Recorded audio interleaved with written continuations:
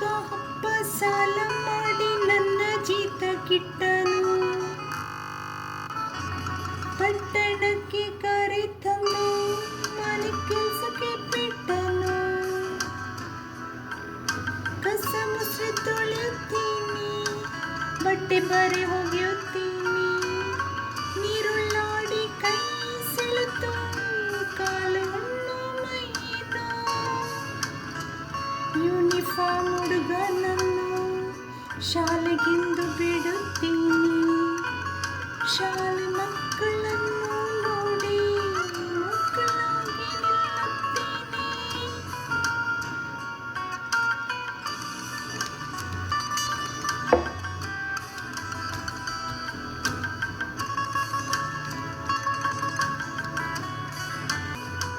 ಅವರಂತೆ ನಾನಿಲ್ಲ, ಅವರ ನಗು ನನ್ನಲ್ಲಿಲ್ಲ.